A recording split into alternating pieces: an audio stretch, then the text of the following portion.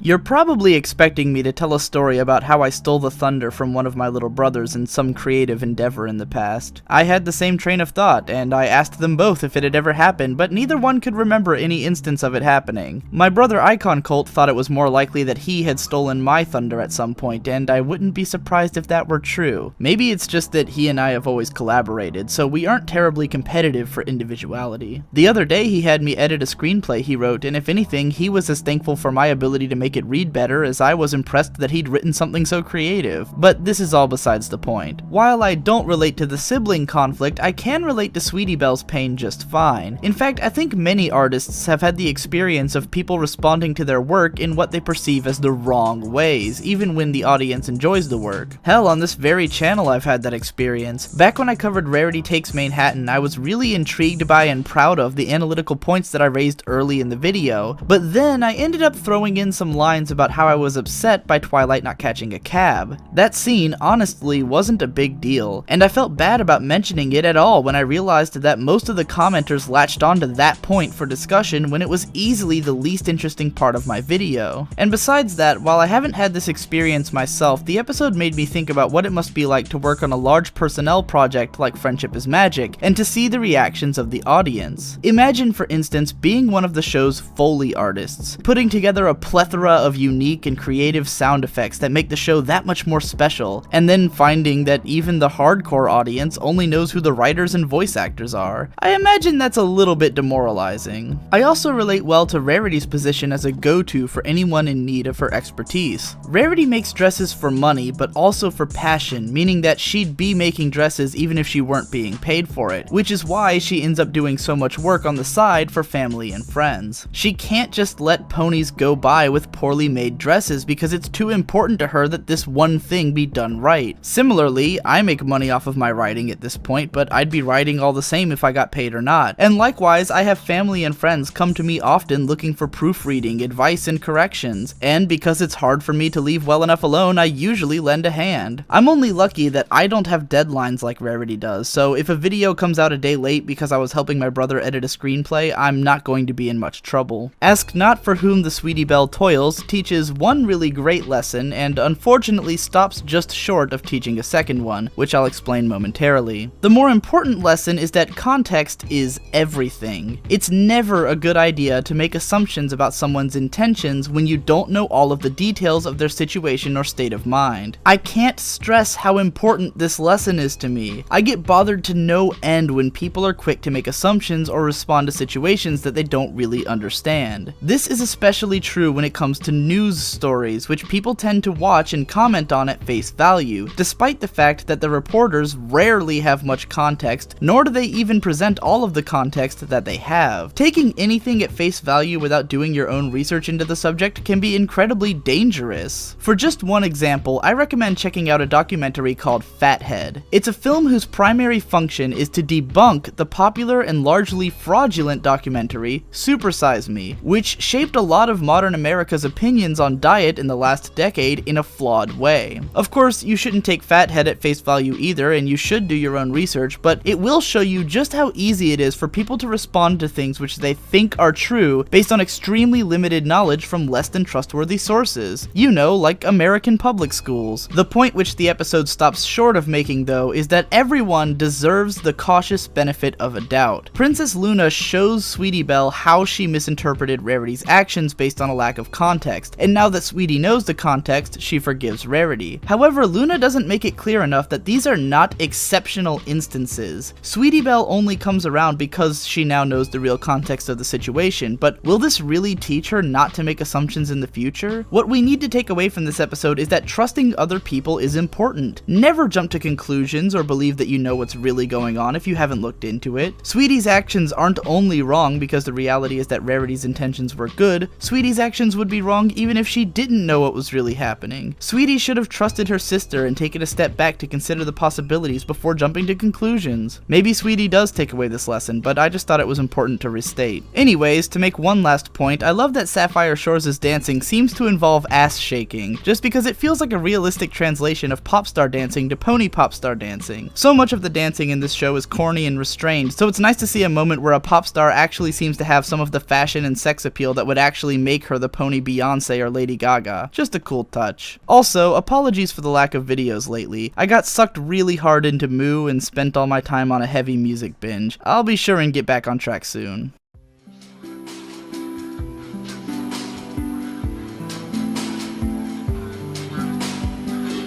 Bless, making a mess of this track with weak raps that share racks. Didn't edit with his mad skill, but I feel this ill beat was too sweet to pass up. But slapping up 4 whole minutes of smart, bold lyrics is more than I can handle. So here's a little sample for my end card.